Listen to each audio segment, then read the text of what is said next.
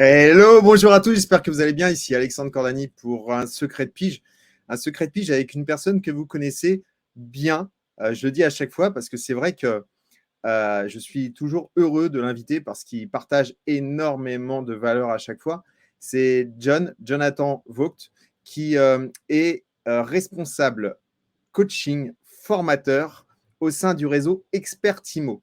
Donc, c'est quelqu'un de très grande valeur. C'est quelqu'un que j'aime beaucoup parce que il est comme moi. Voilà, on est dans le partage et on aime ça. Et si vous êtes là aujourd'hui encore avec nous, c'est parce que vous aimez ce qu'on partage. Aujourd'hui, on va parler de la pige immobilière. Donc, c'est pas tout le temps qu'on parle de la pige, mais là, on avait envie de parler un peu de pige et finalement de vous donner les 7 erreurs que souvent les gens font et qui malheureusement tuent votre business de pige immobilière. Donc, je suis moi aussi hyper intéressé par cette émission parce que comme vous le savez, en fait, c'est une émission qu'on prépare à peine. Et donc, John a gardé toutes ces erreurs sur lui. Il ne m'a rien partagé pour le moment et donc je suis pressé de les avoir également. Donc, je vous retrouve tout de suite après le générique avec Jonathan. À tout de suite.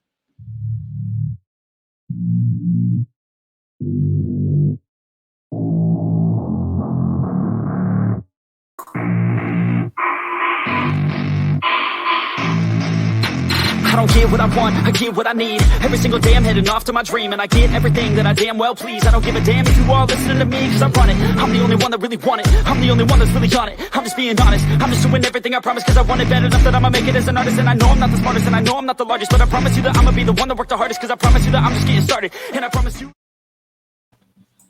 Hello John. Hello, comment vas-tu? C'est toujours un plaisir de te Très bien. retrouver. Très bien. Je suis heureux de t'avoir encore avec moi pour cette émission. Parce que, encore une fois, c'est une émission c'est notre petite, on va dire, notre petite bulle d'oxygène de la semaine. Et bon, toi, je sais que tu fais beaucoup de visio également. Donc, Oui. Tu aimes aussi partager comme moi. Donc, c'est vraiment un grand moment. Merci beaucoup. Mais avec plaisir, hein. Comme je le dis maintenant, j'ai l'habitude, je connais le chemin du studio. Exactement, c'est ça.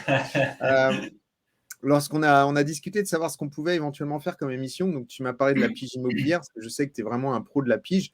D'ailleurs, tu formes aussi les conseillers immobiliers sur la pige. Tu as un blog. Tu peux me rappeler le nom de ton blog? C'est coach-immobilier-particulier.fr. Ok, donc coach-immobilier Particulier avec un s.fr, ouais. particulier avec un Ouais. s.fr.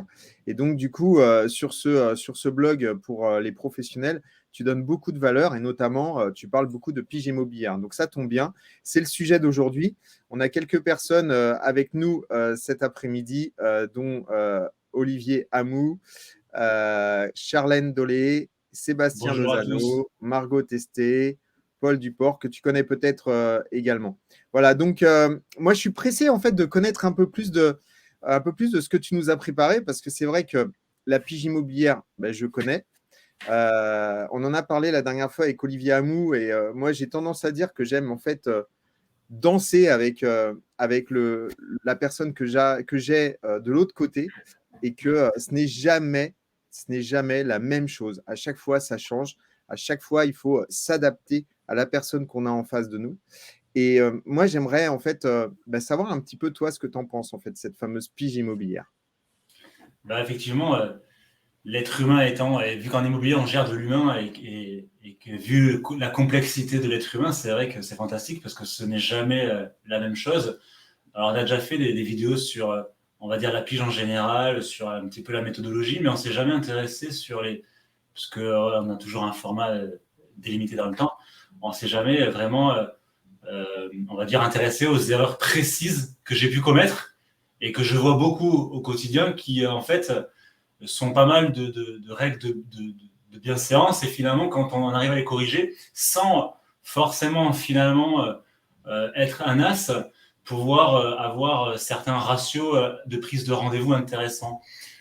Alors évidemment, ce qui est complexe aussi, surtout en ce moment avec un marché tendu, c'est qu'on n'aura jamais 100% même le meilleur pigiste, il n'aura jamais 100% de prise de rendez-vous, de résultats, mais souvent, les personnes que je coach, on est à zéro, en fait, souvent de prise de rendez-vous.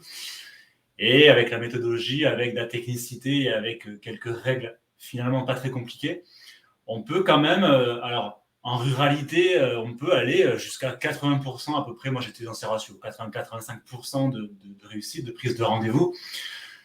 Et en zone tendue où c'est plus compliqué parce que les vendeurs finalement sont un peu plus autonomes, on va dire, ou croient l'être, eh bien, on ne pourra jamais vraiment dépasser les 50, 60, 65%. Donc, il y a des facteurs qu'on ne maîtrise pas. Donc, mais entre 0, 15% et 60%, il y a quand même un fossé énorme à traverser. Parce que 60% de prise de rendez-vous, c'est là des chiffres, hein, finalement. Après, avec l'entonnoir, eh ben, on en découleront un certain nombre de ventes, en fait. C'est beaucoup. Ce sont des chiffres qui sont très hauts.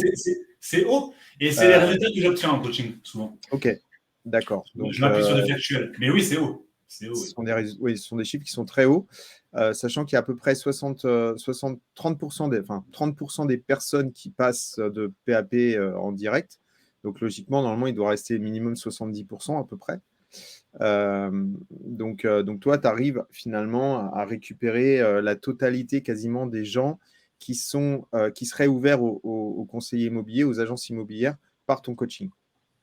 Alors, en ruralité, effectivement, moi, mes résultats personnels à l'époque, effectivement, c'est-à-dire que sur l'intégralité de la pige que je pouvais faire, parce que c'est toujours pareil, tu sais, après, dans la performance du négociateur, j'avais toujours tendance à calculer tout ce que je faisais. Donc, je connaissais mon taux de transformation, je savais combien d'appels je passais, combien de rendez-vous, combien de mandats en découlaient et enfin combien de ventes pour se fixer après des prévisionnels et des objectifs. Et effectivement, sur l'année, en ruralité, parce que moi, je suis au fin fond de la Charente-Maritime, donc même si c'est tendu en ce moment, ça ne l'était pas à l'époque, j'étais aux alentours des 85% de résultats sur l'ensemble des personnes que j'appelais. Alors, ça ne voulait pas dire que j'avais 85% de mandats, parce que c'est un taux noir, c'est toujours pareil. Là, on parle de prise de rendez-vous. Oui, c'est ça. De rendez-vous voilà. chez la personne, en fait. Rentrer chez le prospect. Tu arrivais à rentrer chez la personne directement, chez la personne qui avait mis l'annonce sur le Bon Coin ou sur le particulier à particulier. D'ailleurs, est-ce que tu penses qu'il y a une différence de réceptivité sur tes appels entre une personne qui mettrait son annonce dans le gratuit Le Bon Coin ou une personne qui paierait pour mettre son annonce sur le PAP? Alors, je n'ai jamais vu de différence en réalité. Ça, c'est une question intéressante parce que j'avoue que je ne me suis jamais intéressé à ce ratio. Tu vois? Ouais. Non, mais c'est vrai, on pourrait se poser cette question. Moi, en fait, c'est une question qui m'est venue là à l'instant. Mais c'est vrai qu'on pourrait se poser une question parce qu'une personne qui paye pour pouvoir mettre son annonce dans le PAP, on peut dire qu'il est 10 fois plus motivé à essayer de le vendre par lui-même puisqu'il a investi de l'argent pour pouvoir le vendre par lui-même. Alors qu'une personne qui est sur le Bon Coin, finalement, elle n'a pas investi d'argent, elle a fait 3 photos, elle a mis une annonce et puis elle a appuyé sur envoi. Donc, ce n'est pas le même investissement de la personne et peut-être qu'effectivement, ces personnes sont un peu plus motivées, celles qui payent pour pouvoir mettre leur annonce. Il faudra peut-être l'étudier et éventuellement regarder dans nos stats ce que ça pourrait donner. Écoute, moi je te propose c'est qu'on parte maintenant rapidement sur la première erreur parce qu'en fait la première erreur. Alors c'est que des erreurs que j'ai faites en plus, donc je vais pouvoir en parler parce que toutes les, alors évidemment des erreurs il y en a plus, c'est impossible de tout les recenser parce qu'il y a autant de, on va dire, de négo qu'il y a d'erreurs si on va par là, mais là, j'en ai recensé 7, j'aime bien le chiffre 7 erreurs que j'ai faites, et 7 erreurs, finalement, que quand on les corrige, finalement, sans aller chercher très loin, automatiquement, c'est mathématique, on augmentera le ratio. Donc, la première, elle est tout à fait classique. Ah oui, ce sont des erreurs que j'ai faites et que je vois quasiment au quotidien. Une erreur tout à fait classique va être le manque de préparation. C'est bête. Mais une pige immobilière, ça se prépare. Et une pige immobilière, c'est une technique de prospection, comme une autre, mais une technique de prospection particulièrement désagréable, parce que ça nous met un petit peu au devant de certaines croyances, au devant de pensées limitantes, et au devant de la peur du rejet, c'est très psychologique. Donc souvent, il y a beaucoup de bonnes excuses pour ne pas la faire. C'est vrai avec la prospection physique, mais c'est encore plus vrai avec la pige. Parce que c'est vrai que on ne va pas se mentir, c'est pas agréable. Faut voir ça un petit peu comme un jeu. Ça fait partie du job. Donc, le manque de préparation va souvent se manifester par le fait déjà de ne pas la planifier dans l'agenda, ce qui est une erreur, surtout quand on débute parce qu'on n'a que ça à faire. Après, avec l'expérience, c'est différent. Il y en a effectivement qui n'en ont pas besoin, même si on en a déjà parlé dans certains coachings, la pige immobilière, ça ne sert pas qu'à avoir un rendez-vous, c'est un très bon baromètre pour surveiller le marché, surveiller sa concurrence et surtout les particuliers. Mais le manque de préparation se fasse manifester par une absence de planification dans l'agenda, ce qui fait que finalement on ne la fait pas, très souvent. On va plutôt se rabattre sur d'autres techniques de prospection qu'il faut faire, mais il ne faut pas négliger la pige. Et il y a également un manque de préparation qui est lié, mais qui va être lié surtout à la technicité, c'est-à-dire que en fait, la personne ne va pas vraiment savoir quels sont les horaires de sa zone de chalandise la plus propice pour appeler. Elle va tout simplement, vu que c'est pas planifié, se dire tiens, aujourd'hui je vais en faire, je vais appeler au hasard sans finalement connaître ce qui fonctionne sur mon marché, sans avoir peut-être regardé en détail la caractéristique du bien pour pouvoir commencer à éventuellement, si on va après dans la technique du scénario, trouver un scénario crédible. Donc finalement, on laisse trop de place à l'improvisation. Et quand on sait que quand on fait de la pige, on peut se retrouver avec on peut se retrouver avec seulement 25% de nos capacités de persuasion, puisque déjà, on n'a que la voix pour convaincre. Donc, on n'a pas tous nos autres sens qui sont extrêmement utiles, on le sait, dans la communication. On n'a que la voix. Alors, si en plus, on n'est pas préparé et que finalement, on laisse trop de place à l'improvisation, effectivement, on peut tomber à des ratios de pourcentage très faibles dans la réussite. Donc, le manque de préparation est directement lié finalement à des ratios qui sont bas, sans rentrer dans la technicité. D'ailleurs, au niveau préparation, est-ce que tu conseilles d'avoir, par exemple, avec toi, des documents concernant un listing des dernières ventes du secteur, le prix au mètre carré du secteur, des informations qui pourraient être précieuses sur la ville, etc., de manière à ce que lorsqu'on appelle la personne, on puisse tout de suite en fait répondre soit à une objection par un chiffre, quelque chose, parce qu'on sait aussi que dans la persuasion, les chiffres sont importants. Et à partir du moment où tu amènes des chiffres, tu amènes de la crédibilité. Quand tu n'as pas de chiffres, tu n'as pas de crédibilité, en fait.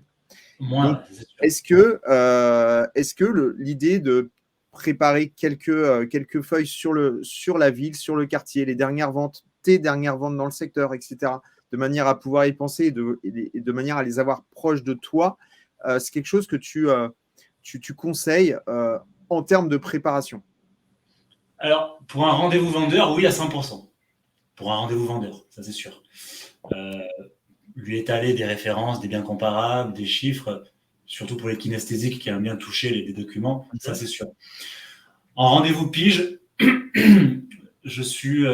on peut s'aider de ça que si, parce que finalement dans la pige on connaît tous le traitement des objections, et le traitement des objections est une partie de l'appel. Et finalement, apporter ces documents ou ces éléments seraient des leviers, finalement, des arguments dans le cursus du traitement des objections.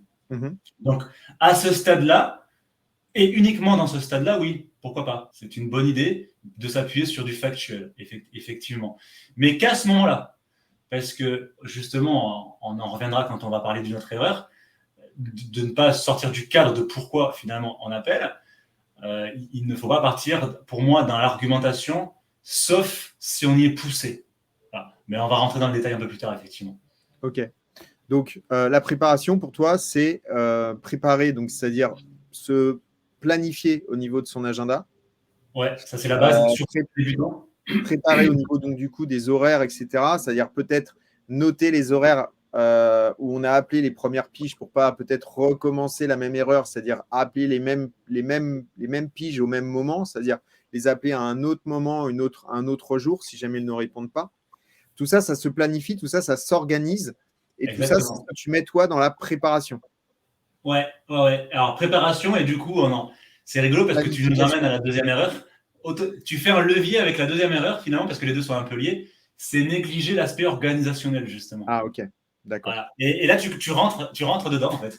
Et effectivement, les deux sont étroitement liés parce que ça, on le fait souvent en coaching. On travaille sur 3 grands piliers. On travaille sur le pilier, tout ce qui tourne autour du développement personnel, tout ce qui est autour des croyances limitantes. Ça, ce sont pour les personnes, tu sais, qui sont vraiment dans la préhension, voire des personnes qui n'osent pas même attraper le téléphone. Donc, on travaille sur tout cet aspect-là, développement personnel, justement pour regagner en confiance et tout ça. Souvent, c'est pas ce qui prend le plus de temps. Et après, effectivement, on va travailler sur un deuxième pilier qui tourne autour de l'aspect de l'organisation pour après finir sur l'aspect technique. Donc là, l'appel, le dur. Parce que si on néglige un des 3 piliers, ben, on réduit considérablement ses chances, finalement, d'obtenir un rendez-vous. Parce que si on n'est pas sûr de soi, le prospect va le sentir et un prospect veut recevoir quelqu'un de professionnel. Alors déjà, à la base, peut-être qu'il veut recevoir personne, alors encore moins quelqu'un de pas pro ou quelqu'un qui finalement est livide. Si on n'est pas organisé, eh bien, on va le voir, on va se tirer une balle dans le pied parce que quand on a un non la première fois, la deuxième fois, on en aura peut-être un oui. On va rentrer dans le détail. Et enfin, l'aspect technique, si on ne maîtrise pas, c'est pareil. Si on ne maîtrise pas, si on ne rebondit pas sur les objections ou sur la technicité de l'appel, évidemment, ça ne marchera pas non plus. Donc, en fait, les trois piliers sont étroitement liés. Et l'aspect organisationnel est un pilier à part entière. Alors, dedans, on peut mettre beaucoup de choses, effectivement, y compris finalement la préparation. C'est tout ce qu'on va mettre avant la pige pour la préparer, pendant son appel pour optimiser finalement cet aspect technique et essayer d'augmenter ses ratios finalement de pourcentage de chances d'avoir un rendez-vous parce qu'on sait qu'ils sont bas pour des facteurs qu'on ne maîtrise pas, comme par exemple le fait qu'on n'a pas tous nos sens pour convaincre. Et enfin, voilà. Donc l'aspect organisationnel, on peut mettre beaucoup de choses dedans. Et ce qui va se passer après donc l'appel, à savoir à la fin d'un appel, on a principalement 2 choses. C'est un oui ou un non, en fait. Mais derrière un non, en réalité, donc le non, la personne ne veut pas nous recevoir. Finalement, on va considérer que dans 95% des cas, ce n'est pas définitif. Mmh. Parce qu'on le sait, et là aussi, tu vois, on rebondit maintenant sur le développement personnel parce que plein de gens vont se dire je vais me faire jeter à 100%, moi, je ne vais jamais avoir de rendez-vous. On le sait que derrière un non se cache toujours un oui, mais on ne sait jamais quand, en fait. Et que finalement, les personnes qui sont vraiment hostiles et les personnes qui finalement ne veulent absolument rien savoir et qui vont être insultants, désagréables ou qui vont raccrocher, c'est 5% des appels en réalité. Face à ces personnes-là, on ne peut rien faire. Donc effectivement, parfois même, il faut se faire plaisir. Mais la très grande majorité des cas, on sera dans du cursus ni plus ni moins que du traitement des objections qui demanderont à être levées. C'est aussi simple que ça. Et l'organisation nous permettra de nous aider justement dans le sens où si, par exemple, la première fois, on n'a pas réussi à avoir un rendez-vous, on va tout simplement, en fin d'appel, mettre en place un suivi précis en envoyant une checklist à son prospect pour l'aider, on va même rentrer dans un peu du marketing de contenu, afin de lui donner envie de nous recevoir la prochaine fois qu'on va appeler. Donc, c'est-à-dire qu'on va conclure un appel, par exemple, on ne va pas dire « bon, au revoir ». Voilà. On va conclure en disant « écoutez, félicitations, c'est tout à votre audace ». On part du principe qu'on a tout essayé. Donc, on n'y arrive pas. On part du principe qu'on a tout essayé et qu'on n'a pas le rendez-vous. Félicitations, monsieur le vendeur. Vous êtes audacieux. Je me note de vous rappeler d'ici une semaine afin de prendre de vos nouvelles. Je vous envoie une checklist afin de vous aider. Et si vous avez, parce qu'en fait, cette checklist amorce finalement le suivi. Et puis, on est dans du marketing de contenu où on offre quelque chose. Donc, ça fait fonctionner ce bon vieux phénomène de réciprocité. Donc, c'est pour ça que ce suivi précis, cette organisation, finalement, va nous permettre d'optimiser notre prise de rendez-vous qu'on n'aura pas forcément au premier appel. Le matériel est évidemment très important également. La checklist, tu l'envoies par WhatsApp ou comment tu fais? Par mail. Donc, ça veut dire qu'il faut qu'il accepte de recevoir, de donner son mail. Exactement. Alors, 100%, c'est toujours pareil. 100% n'accepteront pas. Mais quand même, quand on a un discours où on fait comprendre au prospect qu'on est là pour l'aider et qu'on est là pour faire aboutir son projet avant finalement de nous intéresser à nous, encore une fois, on augmente les ratios qu'il finalement il accepte de nous filer son adresse mail. Et s'il refuse, on est reparti dans ton ordre du traitement des objections. Parce que c'est exactement le même en réalité. Ok. On essaye finalement de jamais repartir bredouille. Voilà, l'idée elle est là. Margot nous demande ce que tu mets dans cette checklist. La checklist, c'est tout simplement, je pourrais l'envoyer, on pourrait la mettre en téléchargement, c'est tout simplement une checklist en fait qui permettra à notre prospect, c'est une liste de questions. Alors, je ne sais plus combien il y en a sur ma checklist, il y en a peut-être 25. En fait, on va faire comprendre au prospect que c'est pour l'aider. Voilà, monsieur le prospect, je vous envoie une checklist. Il faut absolument que vous répondiez positivement à toutes les questions que je vous envoie pour que vous puissiez vendre dans de bonnes conditions. Je me tiens à votre disposition si vous avez besoin de renseignements complémentaires ou pour vous aider. Voilà, ce sont des questions en fait pour l'aider à vendre. En réalité, nous, on va lui dire ça, mais évidemment, ce sont des questions. Donc, l'idée, c'est quand même finalement de le faire douter sur ses capacités à vendre seul, dans l'idée qu'il nous rappelle. Alors, tous n'appellent pas, mais j'ai quand même à l'époque eu des rappels grâce à cette checklist. Donc, je mets les 85% dedans. Donc, cette checklist fait marcher le phénomène de réciprocité. Donc, on augmente les chances qu'ils reviennent vers nous. Et ça va nous servir d'amorce quand on va faire le suivi en disant « Monsieur le vendeur, bonjour, c'est John. Avez-vous reçu ma checklist? Est-ce qu'elle vous a aidé ?» Et ça nous met en place pour instaurer un climat de confiance et de partenaire, en fait. C'est super intéressant. C'est très intéressant. Tu pourras nous la donner, la checklist, ou nous la mettre à disposition pour que je puisse la mettre sous la vidéo. Parce que ça intéresse beaucoup de personnes qui regardent la vidéo là. Ouais. Ok, tu me la donneras dans les prochains jours et je vous la mettrai directement dans les commentaires, dans la description. Ok, donc ça c'est le premier. Donc on a dit que c'était la préparation. Le deuxième, l'organisation. La troisième erreur, ça serait quoi du coup? On va commencer un peu plus à rentrer dans la technicité là. C'est, on va dire, la rubrique que j'appelle les mots interdits. Il y a des mots interdits à la PJ immobilière. Sauf, encore une fois, il n'y a pas de règle à 100%, sauf si notre prospect nous y emmène. Parce que s'il nous y emmène, s'il y a une objection, il faut quand même qu'on la traite.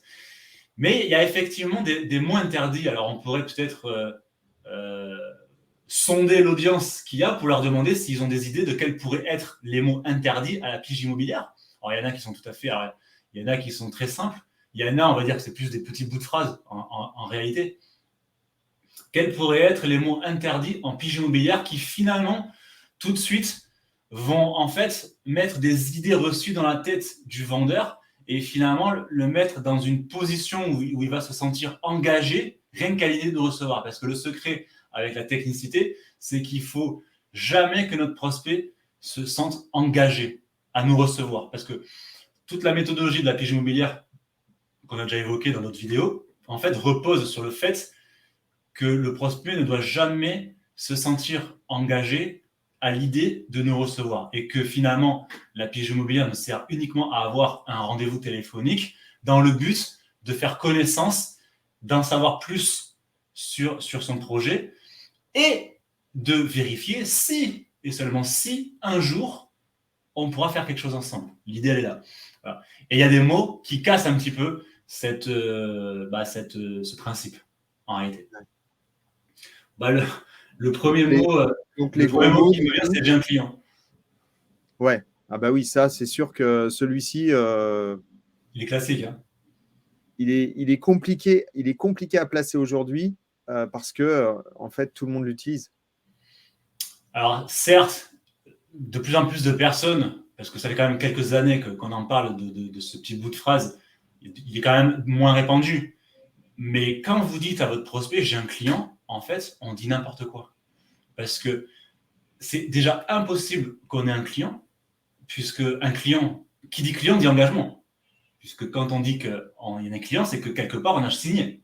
Donc, pour l'instant, il n'y a pas de client. Ni le vendeur, ni l'acheteur est client, déjà pour commencer. Il n'y a pas de client.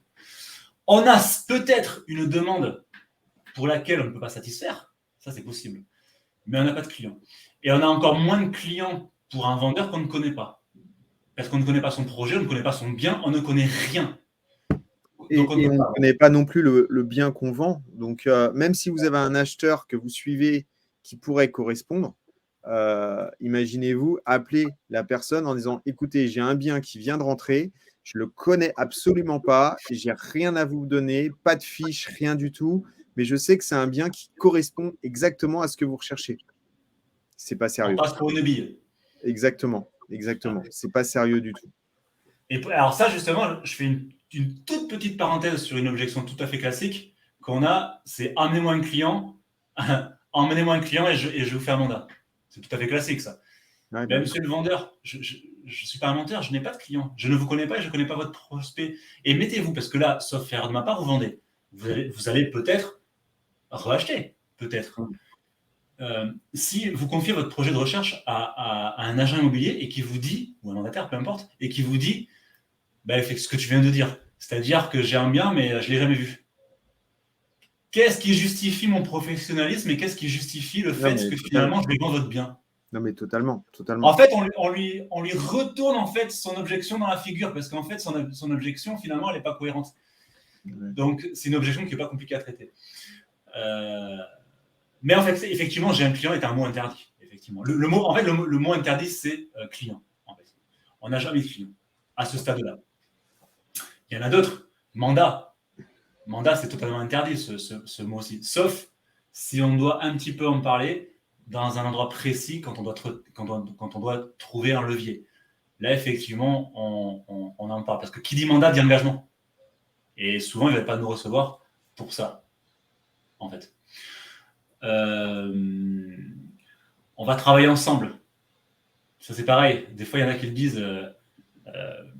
C'est-à-dire que là, ils ne sont pas dans l'objectif. J'aurais peut-être dû mettre l'autre erreur avant, mais ce n'est pas grave.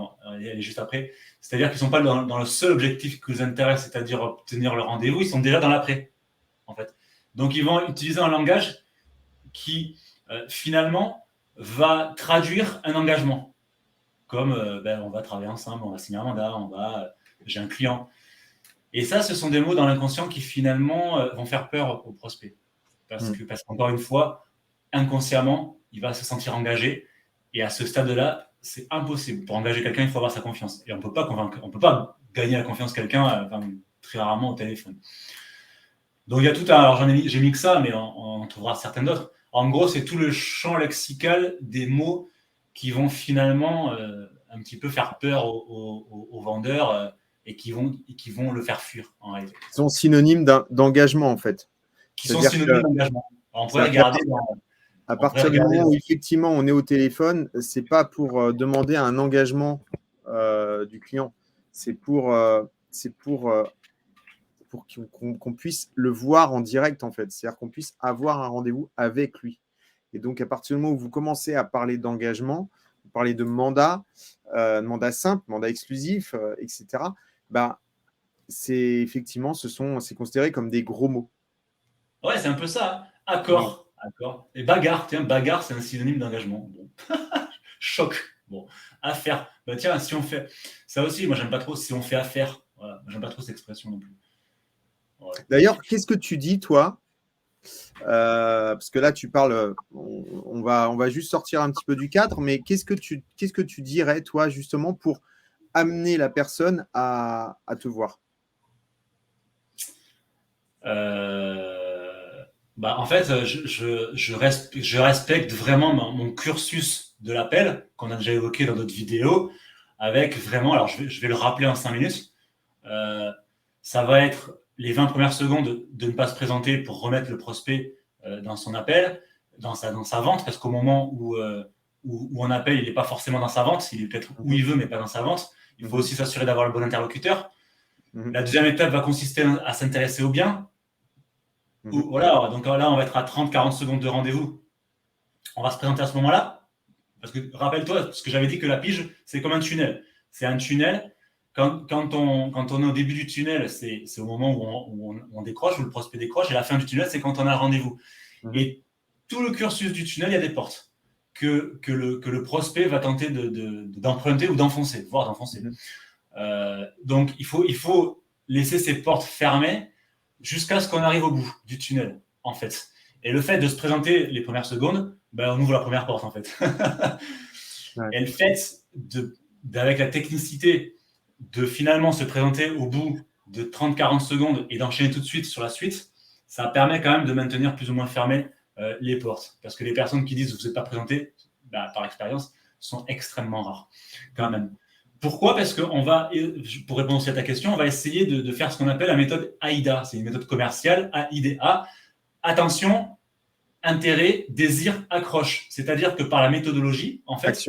Action, le dernier, c'est l'action. Pardon, action, tout à fait. C'est-à-dire qu'avec la méthodologie, on va d'abord, finalement, accrocher son attention pour après l'intéresser, déclencher du désir de nos ressorts et enfin, l'action, le call to action, ça va être la prise de rendez-vous, en fait. Et la méthodologie que j'ai mise au point, finalement, se sert de cette méthode pour susciter, pour le titiller, pour lui donner envie de nous recevoir. Donc, du coup, quel mot tu utilises en règle générale, si ce sont des mots particuliers, des mots forts au niveau impact émotionnel que tu utilises pour pouvoir justement impacter le client à ce moment-là? Alors, dans la présentation, par exemple, j'aimais beaucoup me présenter en tant que conseiller immobilier. Voilà. Je me présentais, on pourrait même, je pense d'ailleurs qu'on pourrait presque, les mots type agent commercial, mandataire immobilier, je pense qu'on pourrait les mettre dans les mots interdits, tu vois. Se présenter en tant que, même si on est ça, je sais pas, c'est pas ce que je dis, mais encore une fois, il faut se mettre dans la tête de notre prospect. Et quand on se présente en tant que mandataire immobilier ou agent commercial, ça fait commercial. Voilà. Donc, on en trouve pour moi une porte. Et l'appellation conseiller immobilier, finalement, qui est une appellation un peu détournée, déjà, on est sur le conseil, on est sur l'accompagnement. Donc, et là, encore une fois, on est dans l'inconscient du vendeur. On réduit quand même l'ouverture d'une porte, je pense, à mon sens. Après, j'ai pas de mot Moi, j'aime bien utiliser le mot aide. Donc, j'aimerais vous aider parce qu'en fait, on est plus dans l'accompagnement, comme tu le dis, dans le conseil et l'aide, en fait, est quelque chose de puissant à ce moment-là. Tout à fait. C'est par exemple la personne qui dit non, mais de toute façon, je ne veux pas travailler avec un agent immobilier. Et on peut lui dire, mais écoutez, je comprends tout à fait que vous ne souhaitiez pas que je vous aide à vendre votre bien. Et en fait, tu inverses en fait le processus de manière à pouvoir effectivement à ce moment-là bien lui mettre dans la tête qu'on est là pour l'aider et non pas pour l'embêter ou pour lui vendre quoi que ce soit. Et je pense que comme tu dis, en fait, ce sont des mots qui sont puissants et on y rajoute un côté émotionnel. Ouais, ça serait bien je suis assez d'accord. Ouais. Ok, super. Tout ce qui va être, en fait, il faut employer des mots, il faut bannir tous les mots liés à l'engagement et il faut utiliser un champ lexical qui tourne autour effectivement du partenariat, de l'aide, du conseil. Voilà. C'est un peu la règle générale. Et après, une fois qu'on a… tu vois, ça peut faire partie dans les premiers temps d'une préparation. Ça va être de se faire 2 colonnes avec une liste des mots interdits et une liste des mots-clés justement qui tournent autour de ça. C'est important. C'est très, très important. Et après, il faut utiliser… moi, ce que je dis toujours, c'est qu'il faut toujours récupérer les expressions de la personne pour pouvoir les réutiliser. C'est-à-dire que qui se ressemble, s'assemble. Et à partir du moment où, effectivement, on commence à avoir le même langage, les mêmes mots, qu'on utilise les mêmes expressions, etc., et tout de suite, à un moment donné, il y a forcément un rapprochement qui se fait parce que vous êtes entendu d'une manière différente, en fait. Et donc c'est important. Margot Testé qui dit souvent, dès les premières secondes, on nous demande si on est un particulier ou un professionnel. Effectivement, c'est la phrase de toute façon que tout le temps, tous les gens demandent. Moi, dans mon accompagnement, à un moment donné, je dis est-ce qu'il existe finalement une école de l'objection ? Parce qu'on a l'impression qu'avant d'être vendeur, un particulier, finalement, il va prendre une formation sur Internet pour savoir quels sont les mots qu'il doit utiliser à chaque fois que quelqu'un l'appelle. Et en fait, à chaque fois, ils utilisent les mêmes mots. Donc, vous êtes un particulier ou vous êtes une agence? Et ben, je pense qu'il ne faut pas reculer en fait, face à cette objection.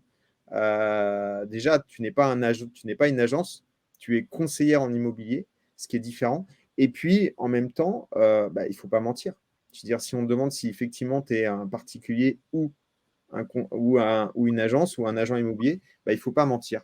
Et je pense que, je ne sais pas si tu es d'accord avec moi, John, à ce niveau-là.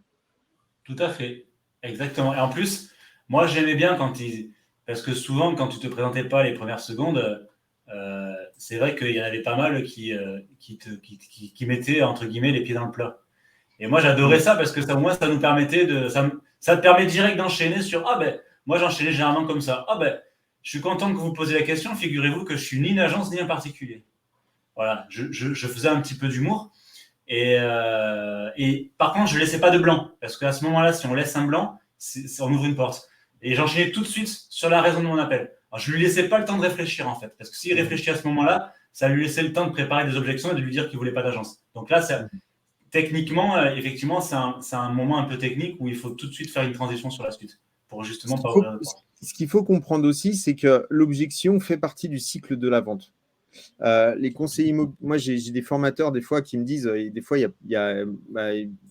l'idéal c'est pas d'avoir d'objection. Pour moi, ça n'existe pas. Parce que un client qui va vous dire oui, bien sûr, venez chez moi, ça veut dire qu'il va le dire à 10 autres personnes. Et donc, à partir du moment où effectivement il y a une objection, ça fait partie du cycle de la vente en fait. C'est-à-dire qu'il y a une incompréhension de sa part, il y a une incertitude. Peut-être que sur l'échelle de la confiance, vous êtes à l'état 2 et que vous devriez être à l'état 9 ou 10 pour qu'il vous accepte un rendez-vous. Et donc, après, c'est un job à faire de manière à pouvoir, à un moment donné, qu'il accepte ça. Mais partez du principe que derrière, vous allez avoir des objections. C'est normal, quoi. Et on fait la même chose. C'est le cerveau reptilien qui parle. Le cerveau reptilien, c'est soit le combat, soit la fuite. Et donc, forcément, à ce moment-là, il est en combat, en fait. Donc, il faut vraiment partir sur ce niveau-là en disant, OK, je fais de la pige téléphonique, mais je pars au combat, je mets mon casque lourd et j'y vais, quoi. Voilà. Et tu connais le dicton. Notre métier commence à partir du moment où on nous dit non. Exactement, c'est ça. Exactement. Et ce n'est pas qu'un dicton, c'est la vérité. OK, donc préparation, organisation, mot interdit. 4e erreur. Se tromper d'objectif. C'est-à-dire que quand on fait de la pige, hormis les objectifs secondaires, mais l'objectif primaire, on va dire, c'est obtenir un rendez-vous. Point. Ça s'arrête là. Il ne faut pas aller chercher plus loin. La pige immobilière ne sert pas à vendre votre agence ou votre réseau, à argumenter, à déblayer ce que vous voulez. Le vendeur, ça va rentrer par là et ça va sortir par là, il aura tout oublié. Vous perdez votre temps. Une pige immobilière, le seul objectif, quel que soit d'ailleurs comment on y arrive, c'est la prise de rendez-vous. Et argumenter et tout le reste, c'est pendant le rendez-vous vendeur. Voilà. Dépasser le cadre et finalement se tromper d'objectif, c'est grave. Parce que finalement, on va se retrouver, et ça m'est arrivé, c'est chiant, au bout de 3/4 d'heure d'appel, et à la fin, la personne va nous dire elle nous a raconté toute sa vie, on sera tous sur la maison, il n'y a pas de problème, on sera tout. On pourrait même faire le mandat presque. Sauf qu'à la fin, elle nous dit excusez-moi, en fait, j'avais pas compris que vous vouliez venir. J'en parle à mon mari, je vous rappelle. Et puis elle n'en entendra plus parler. Et pendant 3/4 d'heure, elle nous avait fait perdre du temps et on aurait peut-être pu avoir derrière 2 rendez-vous. Donc ça, c'est hyper important dans la structure finalement de l'appel. Et le seul objectif de la pige immobilière, il faut toujours garder en principe que ce n'est pas de travailler. Et tu vois, on en revient un petit peu à cette notion d'engagement aussi d'ailleurs, que si d'ailleurs on garde toujours ça en tête, inconsciemment le discours va changer. C'est que la pige immobilière, ça sert à avoir un rendez-vous pour voir éventuellement si on est prêt à travailler ensemble. Mais ça ne sert pas à brûler les étapes. Voilà. Et si vraiment on garde toujours ça dans la tête, notre discours finalement va s'articuler autour de cette notion principale. Le prospect va le sentir et finalement il se sentira peut-être moins engagé et on optimise nos chances d'avoir une prise de rendez-vous. Ça, c'est super important. Par contre, Si, encore une fois, toujours dans la petite partie du traitement des objections, enfin de la partie du traitement des objections où on doit trouver un levier, où on doit argumenter, là, si on est amené sur ce terrain, il va falloir quand même un petit peu en donner aux vendeurs, c'est normal. Mais en donner un petit peu. En fait, il faut mettre le curseur un petit peu là où il nous emmène. Et on s'adapte. Si on a besoin d'un peu d'argumenter, on va argumenter. On va rentrer un petit peu dans les détails. Mais pas plus qu'il en faut. Parce que ça ne servira à rien. À part, par contre, effectivement, pendant le rendez-vous vendeur, là, il faudra se faire plaisir, il faudra sortir le grand jeu. Tout. Ça, là, c'est le moment. Mais pas à la pige. Parce qu'on perdra notre temps. D'ailleurs, c'est rigolo, je pose souvent la question, combien de temps un rendez-vous pige, finalement, un appel téléphonique doit durer? Ça peut donner des bases. Moi, je dis toujours, si ça se passe très bien et que le prospect ne nous amène pas sur le terrain du traitement des objections, ça dure 5 minutes. Pour avoir un rendez-vous, il ne faut pas plus. 5-6 minutes, max. Ouais. Si on est amené sur le traitement des objections et qu'il faut quand même, on est sur un vendeur pas facile et qu'il nous pousse un peu dans nos retranchements, ça ne doit pas excéder 20 minutes. C'est un grand max, 20 minutes. 20 minutes, c'est un gros combat, hein, parce que franchement, je suis au si max. le gars a tenu 20 minutes, c'est qu'après, il signe. Ouais. On va dire que c'est un max. Et après, il accepte le rendez-vous, hein, parce que 20 minutes, c'est beaucoup. C'est beaucoup. C'est vraiment si on a fait un traitement complet des objections, qu'on a dû convaincre, c'est qu'il nous a poussé dans les retranchements. Donc, il faut partir sur des bases entre 5, on va dire, et 20 minutes. Ouais, en dessous de 5, ça fait un peu l'age quand même, en moyenne, hein, c'est toujours pareil. Et au-dessus de 20, c'est que quelque part, on a perdu le contrôle. Et que finalement, on est en danger. Il y a une chose aussi importante, c'est que peut-être que le premier appel ne peut-être va pas durer si longtemps que ça, mais en fait, il faut aussi rappeler que un rendez-vous ne se prend pas forcément au premier rendez-vous, au premier appel, et que du coup, peut-être qu'effectivement, au deuxième appel ou au troisième appel, ça durera plus longtemps parce qu'il y a une connaissance qui se fait. Et donc, petit à petit, on va plus loin dans le traitement des objections. Et donc, je pense qu'effectivement, la durée peut être variable aussi en fonction du cycle des appels avec cette personne qu'on peut avoir en face de nous. Mm-hmm. Je ne sais pas ce que tu en penses. Parce qu'en fait, dans les stats de 70% que tu donnais tout à l'heure, c'est intéressant, les stats. Mais j'imagine que ces stats-là, ce n'est pas au premier appel. Ah non, c'est au deuxième, troisième. C'est à la longue. C'est tout confondu. Voilà, c'est ça, exactement. Au premier appel, je n'avais pas 85%, mais je n'avais pas 50% non plus. Hein. Je devais peut-être être autour des 70, peut-être 75. Il faut bien le préciser parce que les personnes qui nous regardent, s'ils ne connaissent pas ce métier, peuvent penser qu'effectivement, on peut prendre tout de suite des rendez-vous avec la pige. Or, oui, ça peut nous arriver, bien évidemment, de prendre des rendez-vous tout de suite avec la pige, mais ça peut aussi prendre plus de temps. C'est-à-dire que ça peut prendre 2 rendez-vous, 3 rendez-vous téléphoniques, 4 rendez-vous téléphoniques. À un moment donné, effectivement, la personne va dire « Ok, c'est bon, venez me voir ». C'est exactement ce qu'on disait tout à l'heure. Charlène qui dit « Appelez-vous les agences s'abstenir ». Bien sûr. Systématiquement. Moi, il n'y a qu'une une typologie de personnes que je n'appelle pas, c'est les Blocktel. Ah oui, parce que là, on est plus dans un cadre juridique, effectivement. Ouais. C'est ça. Ouais. Mais moi, j'en voyais jamais. Les Blocktel, c'est un peu compliqué. Après, les agences s'abstenir, oui, parce que, a priori, je pense que c'est même une case obligatoire maintenant sur les annonces immobilières. C'est-à-dire tout le monde quasiment tape écrit agence s'abstenir. Donc, si tu n'appelles pas les agences s'abstenir, tu n'appelles plus personne. C'est les meilleurs. C'est les meilleurs. Parce qu'ils te mettent agence s'abstenir, mais il ne faut pas oublier que au moins 70% des gens qu'on appelle, les biens sont déjà en agence. Donc bon. Ouais, aussi. Prochaine erreur oui, juste Margot a dit on ne peut pas savoir si quelqu'un est sur Blocktel depuis le Bon Coin. Alors moi j'utilise un logiciel qui s'appelle Tactic-Imo où ils me le disent. Sinon je pense que il faudra vérifier, mais ça doit exister. Je pense qu'il doit y avoir le site Blocktel où quand tu mets le numéro directement sur le site, ils doivent te dire si la personne a une inscription ou pas. Parce que moi, j'utilise en fait vraiment les applications dédiées. pour la pige immobilière. Donc, je pense, tu es en train de vérifier? Ouais, je regarde. Et moi, je le vois pas sur le bon coin. C'est pas marqué, je crois.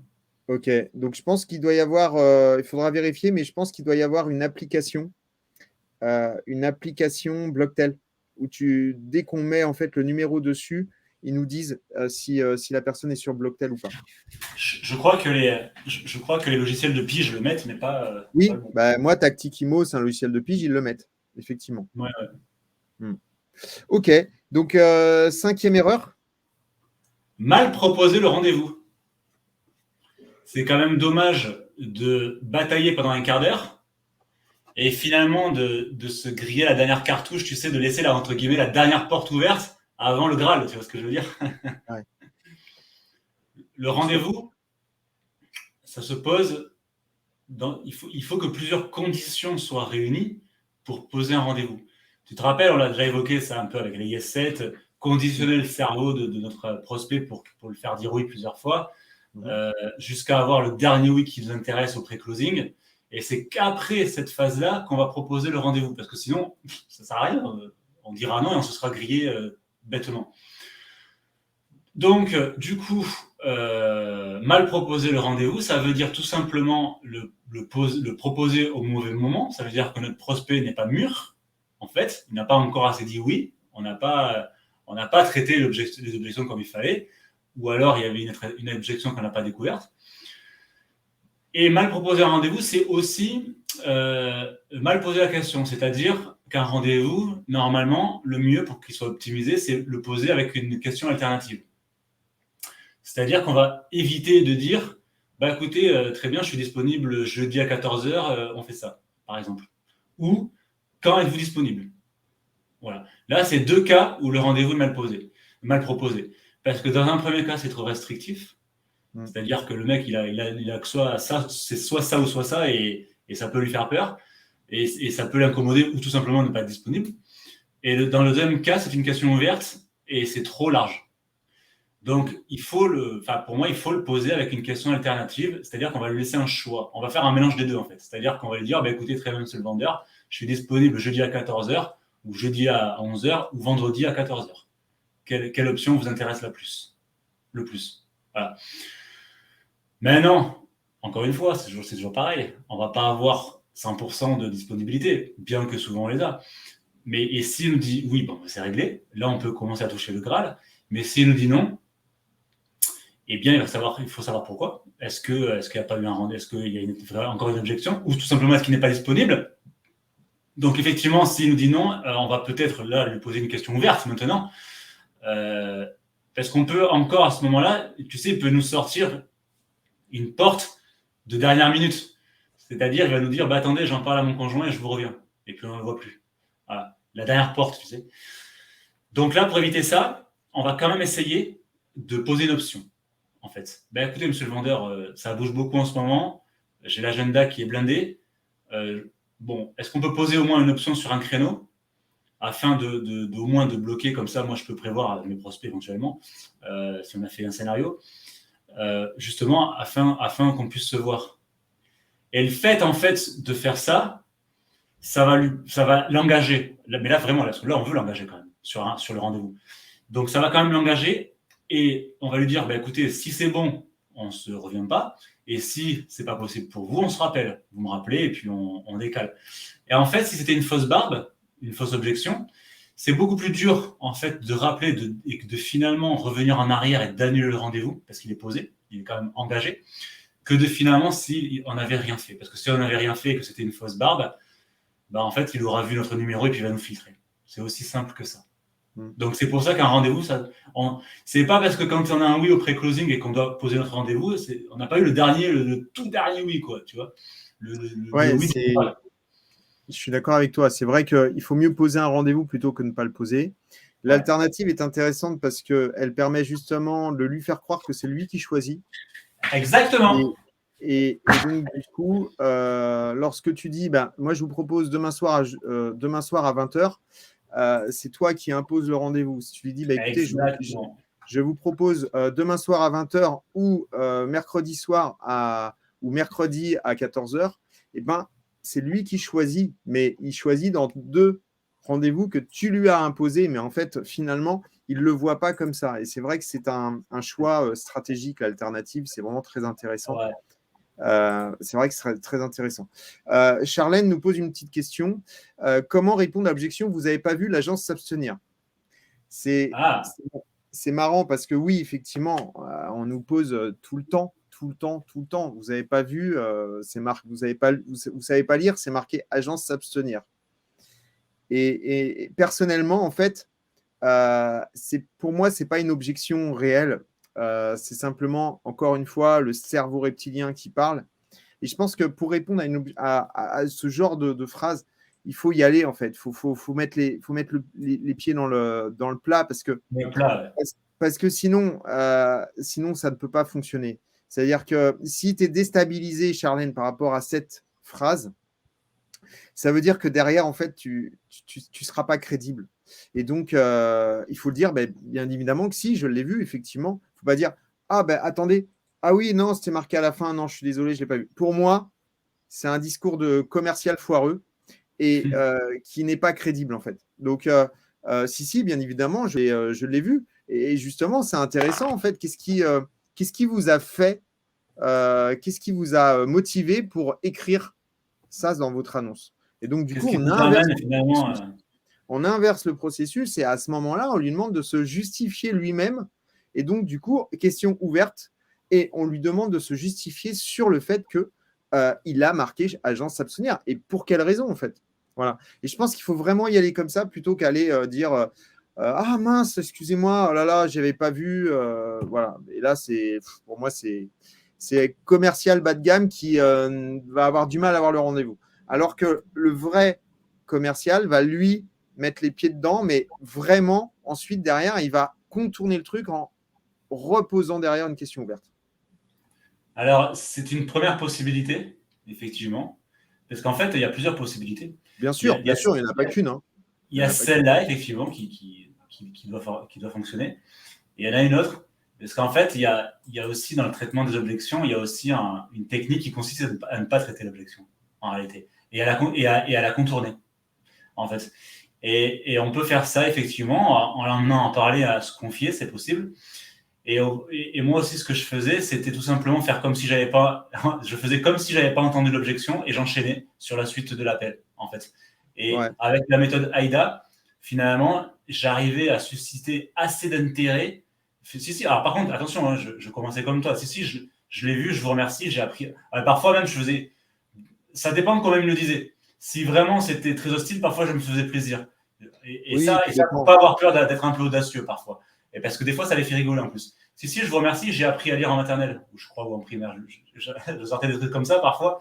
Et des fois, c'est rigolo parce que ça les amorçait Alors, des fois, ça marchait pas, ils raccrochaient. Mais de temps en temps, on va dire qu'il faut se laisser 2% des appels, ça soulage, ou parfois, il faut se faire plaisir. Mais 2%. Hein. Alors, la prochaine erreur, c'est rigolo. La sixième, du coup. Ouais, tu l'as évoqué tout à l'heure, et elle est hyper importante aussi, c'est de ne pas se synchroniser avec notre prospect. Et en fait, c'est très dur, parce que, encore une fois, la seule possibilité de se synchroniser va passer par la voix, et pas la gestuelle, bien qu'on peut optimiser cette voix par exemple, faire de la pige debout, dans une position confortable. Mais se synchroniser, c'est tout simplement d'essayer de faire en sorte que le prospect se sente comme nous. C'est-à-dire qu'il va falloir nous adapter au ton et au débit de parole de notre prospect. Voilà. Parce que inconsciemment, s'il se sent comme nous, si on adopte le même vocabulaire, en fait, il va tout simplement se sentir comme nous et on fait beaucoup plus confiance finalement à quelqu'un qui nous ressemble plutôt qu'à un étranger, en fait. Et ça, c'est encore plus vrai en rendez-vous vendeur. Moi, je sais que sur mon secteur, en ruralité, si j'arrivais avec la dernière BM chez mes vendeurs, autant te dire que c'est mort, j'aurais rien. Par contre, ça, je pense que sur certains micro-marchés ou je sais pas moi, au centre de Bordeaux, je pense que ça fonctionne. Tu vois. Déjà là, on est dans la synchronisation. Voilà. C'est hyper important. Parce que c'est comme ça aussi qu'on gagne la confiance. C'est clair, c'est clair. Ouais. Et Tu sais ce que qu'il y je a eu disais des tout à tests qui ont l'heure, été... noter les expressions et les mots. Les mots ont Exact. de l'importance. Tout à l'heure, j'ai vu un post d'Edith Belot qui est une conseillère que j'intègre dans mon nouveau coaching. Et en fait, elle disait dans son post en fait, que les mots avaient de l'importance. Et moi, j'ai vraiment cette sensation que les mots ont un vrai pouvoir. Et donc, Ah oui. clairement, aujourd'hui, il faut utiliser les mots à bon escient. Et lorsque vous synchronisez le ton, etc., il faut aussi synchroniser avec le vocabulaire de la personne. Et un rendez-vous vendeur, la gestuelle. Tu sais qu'il y a des études qui ont été faites au restaurant. C'est impressionnant.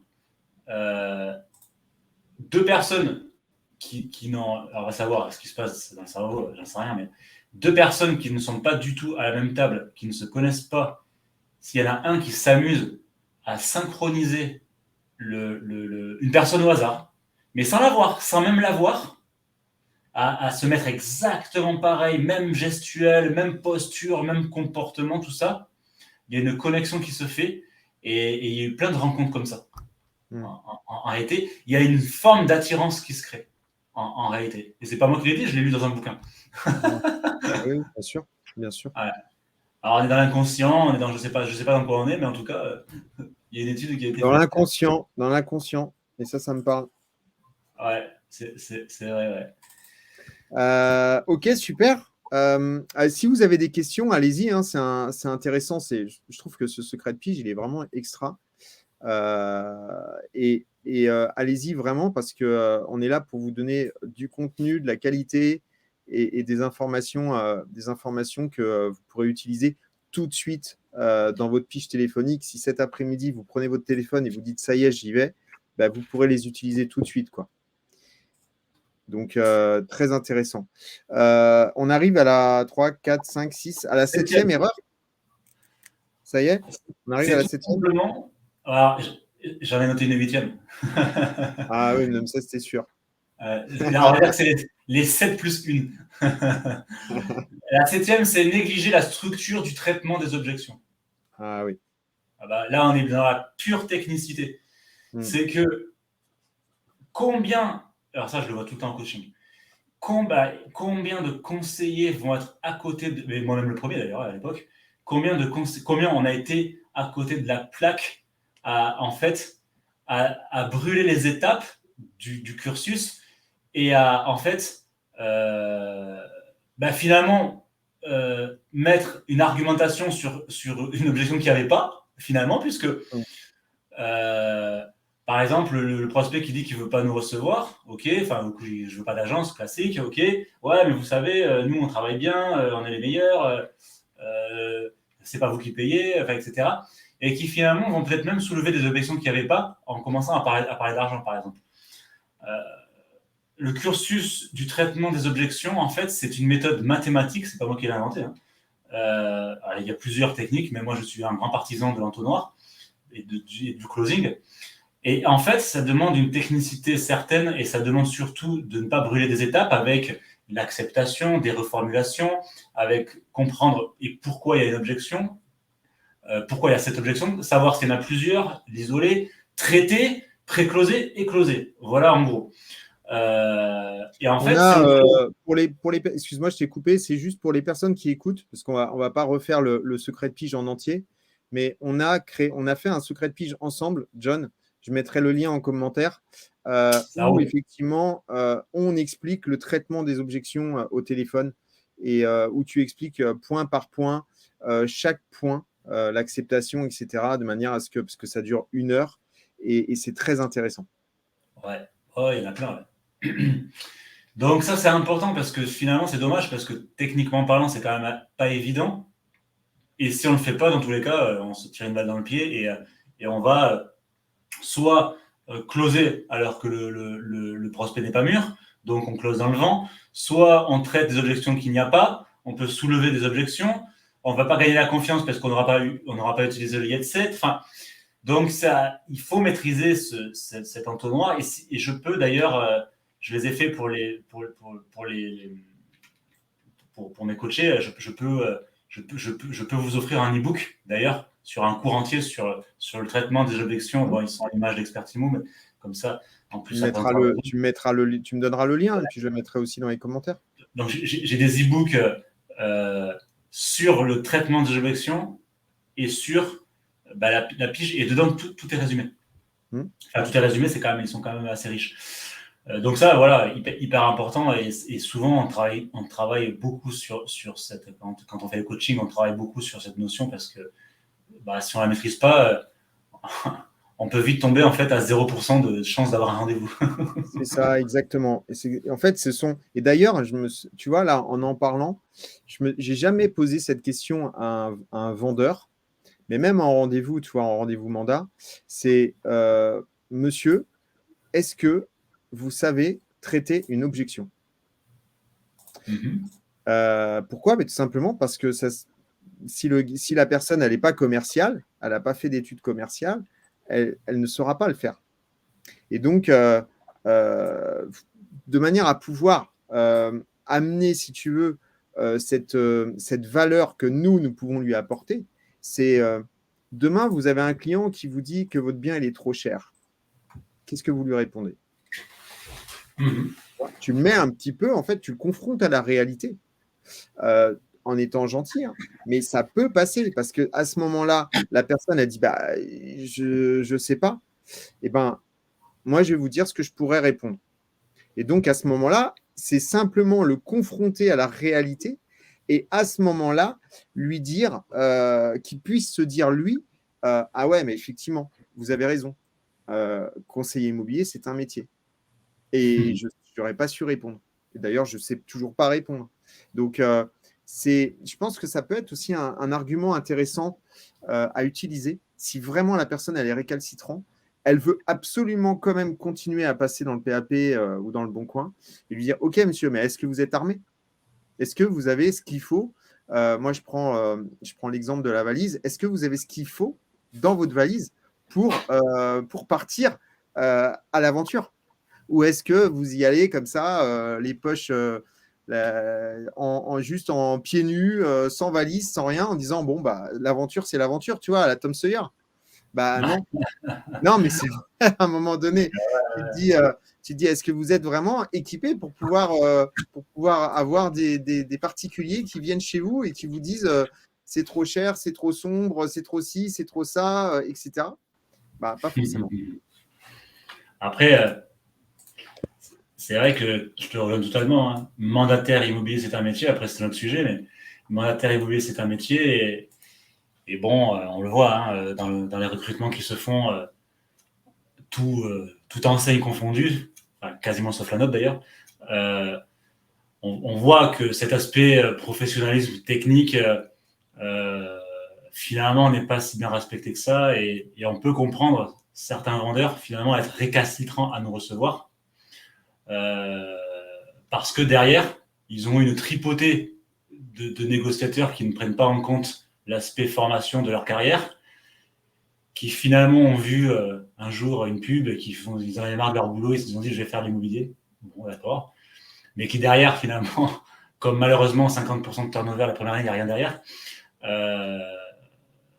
ça joue aussi finalement, en réalité. Bien sûr.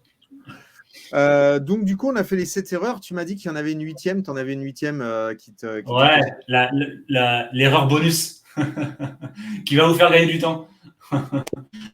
Alors, c'est pas toujours possible. C'est pour ça que je l'ai mis dans les bonus, on va dire.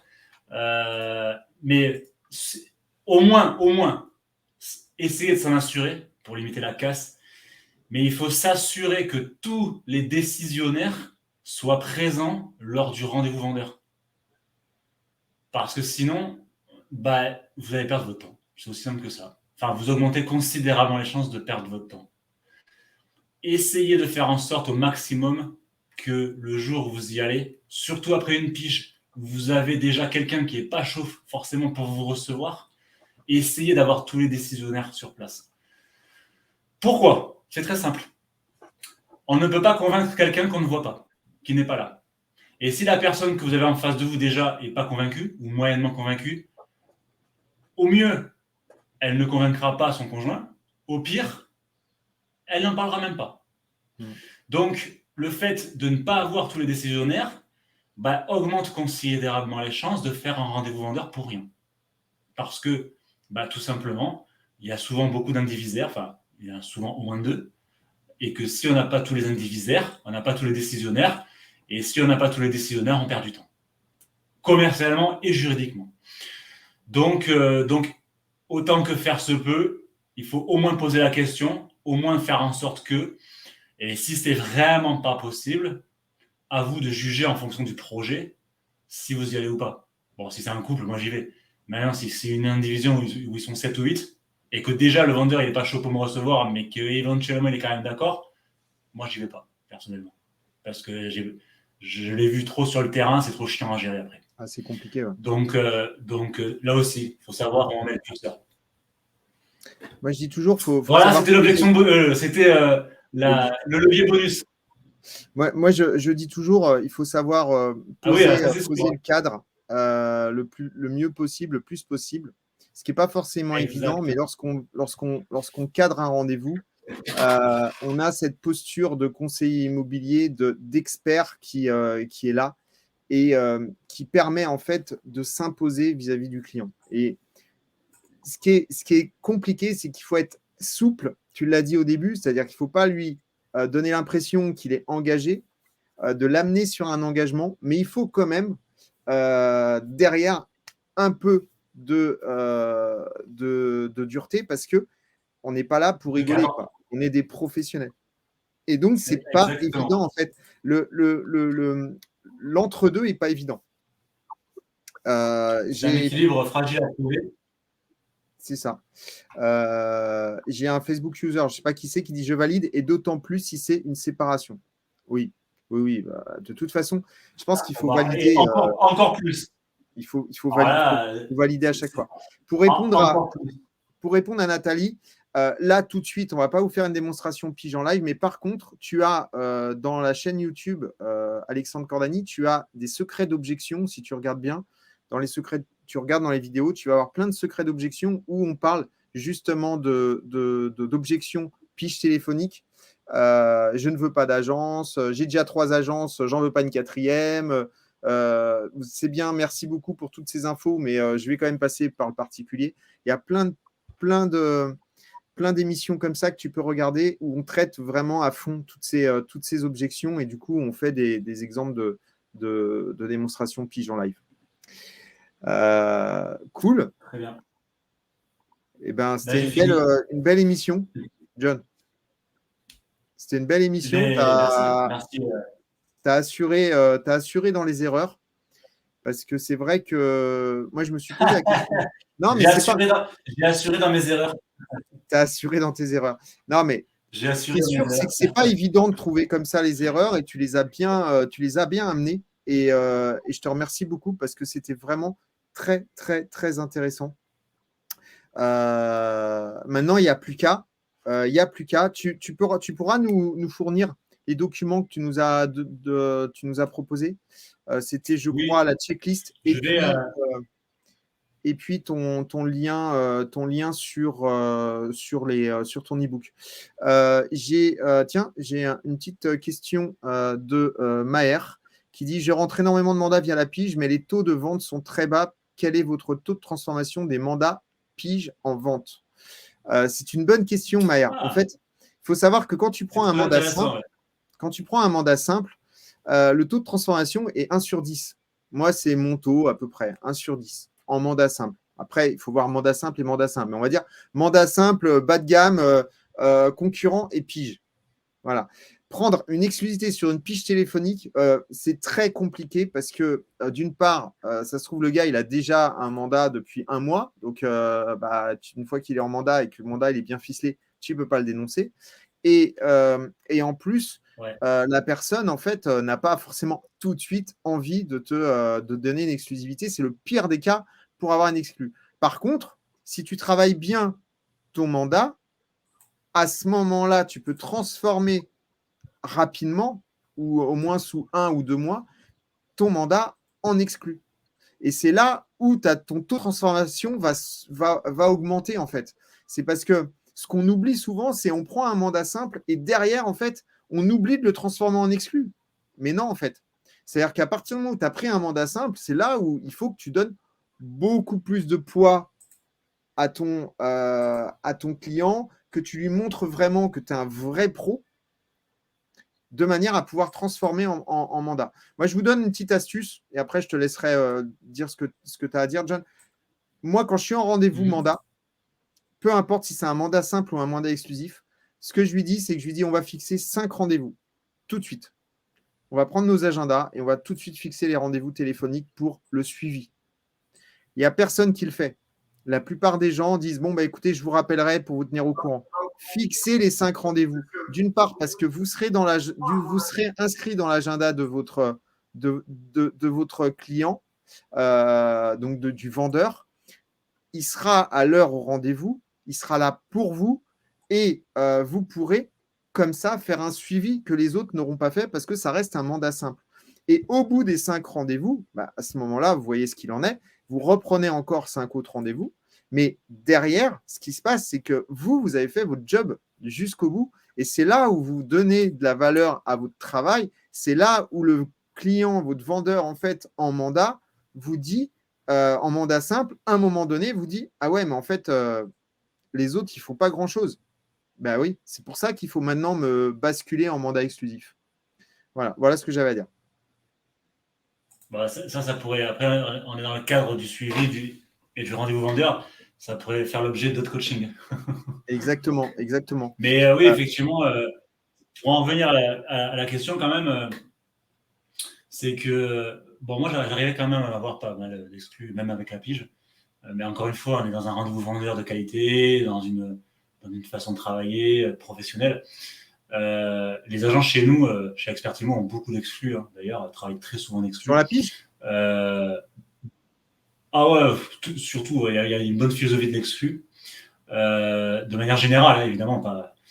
Mais en fait, pour répondre à la question, c'est qu'en fait, il est vrai que souvent, pas tout le temps, mais souvent, quand même, on peut considérer la pige comme une prospection on va dire, de piètre qualité, de moyenne qualité, on va dire. Parce qu'on va tomber souvent sur des biens qui sont déjà en avance, des biens en agence, des biens usés, des biens qui se vendent pas.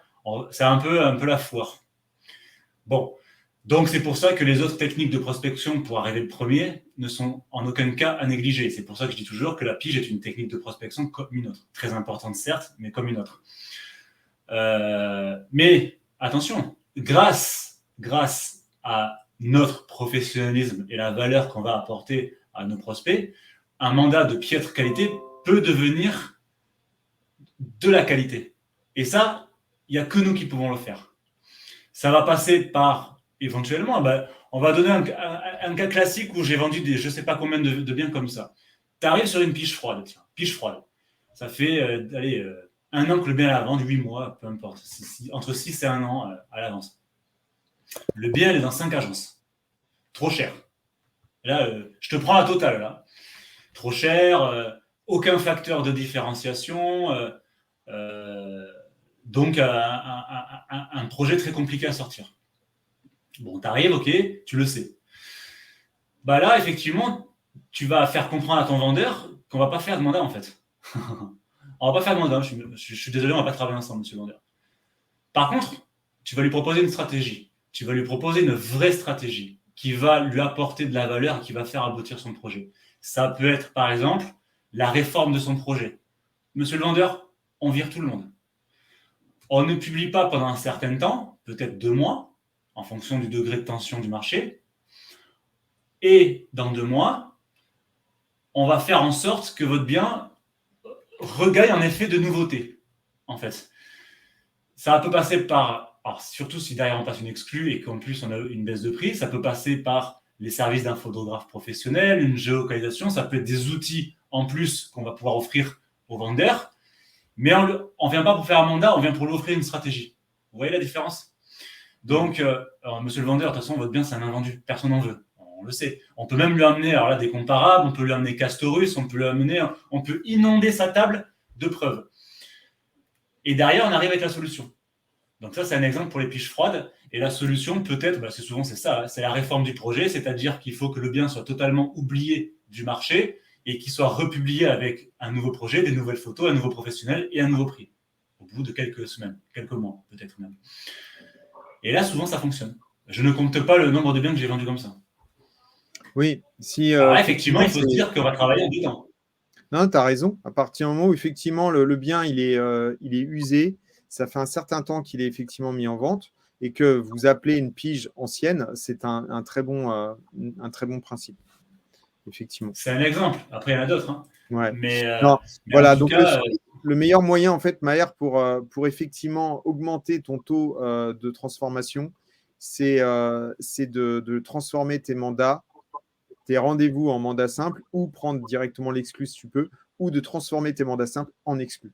Et à ce moment-là, tu vas augmenter ton taux de transformation. Parce que le taux de mandat simple restera le taux de mandat simple. Donc, ça restera bas. Super. Il y a Merci. des agences, je peux te dire, il y a des agences, je me rappelle en 2015, je ne vais pas citer les noms, mais elles recevaient un recommandé quasiment tous les jours de résiliation. Parce qu'en plus, en 2015, on était sur un marché acquéreur, donc il y avait beaucoup de biens à la vente par rapport aux acheteurs, surtout en ruralité. Et donc, moi, en 2015, j'avais un portefeuille de 80 mandats, tout seul. Et alors aujourd'hui, c'est impensable aujourd'hui. Mais en tout cas, les agences et les mandataires, ceux qui bossaient, on avait beaucoup de mandats. Et j'ai des agences en tête où quasiment tous les jours, pendant une semaine, je tombais sur des mandats de ces agences et tous les jours, je les faisais résilier. Je peux te dire que je n'étais pas aimé sur le secteur. C'était la bonne époque, parce que là, aujourd'hui, on n'est plus du tout sur ce genre de marché. Oui, exactement. Ok, super. Donc, Maher qui nous dit merci de vos réponses. J'ai complètement arrêté la pige malgré les 5 à 10 mandats que je pouvais rentrer par mois. Je préfère aujourd'hui me focaliser sur les clients vendeurs avant la mise en vente. L'estimation immobilière est pour moi le meilleur tunnel de vente car le taux de transformation en mandat exclusif est très loin supérieur. Effectivement, tu as raison parce que c'est pas la même stratégie en fait. Et effectivement, à partir du moment où tu arrives avant la décision de mettre en vente le bien, si tu es bon, tu prendras automatiquement tout de suite le mandat exclusif. Alors que en pige, tu ramasses effectivement à un moment donné l'historique du client et à ce moment-là, il faut faire avec. Super. Merci, John. C'était super. Avec plaisir.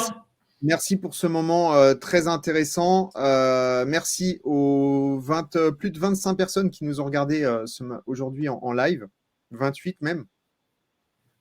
Allez-y, likez, partagez, mettez des loves, mettez des likes partout. Je veux que les boutons de like arrivent au maximum. Ce qui est intéressant ici, c'est qu'on est dans le partage. Ce qui est intéressant ici, c'est que John, il a beaucoup à donner.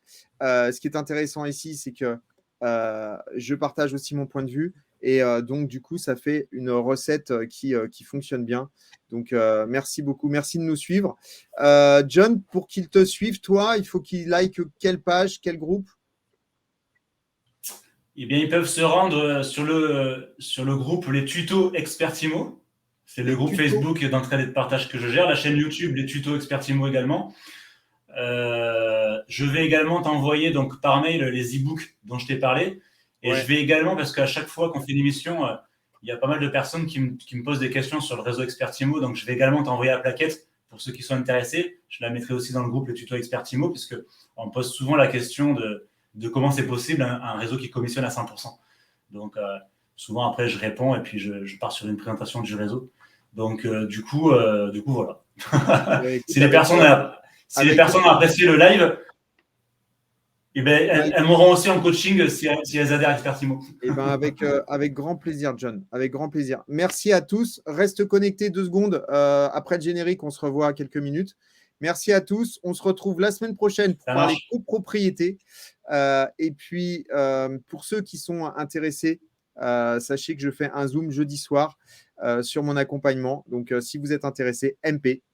Alexandre Cordani. À bientôt et je vous souhaite une excellente fin de journée, excellente après-midi, John. Et on se revoit très vite.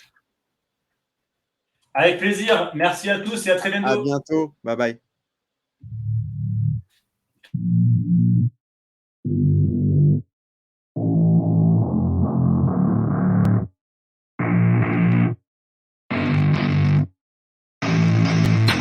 I don't get what I want, I get what I need. Every single day I'm heading off to my dream, and I get everything that I damn well please. I don't give a damn if you all listening to me, cause I run it. I'm the only one that really want it. I'm the only one that's really on it. I'm just being honest. I'm just doing everything I promise, cause I want it bad enough that I'ma make it as an artist. And I know I'm not the smartest, and I know I'm not the largest, but I promise you that I'ma be the one that worked the hardest, cause I promise you that I'm just getting started. And I promise you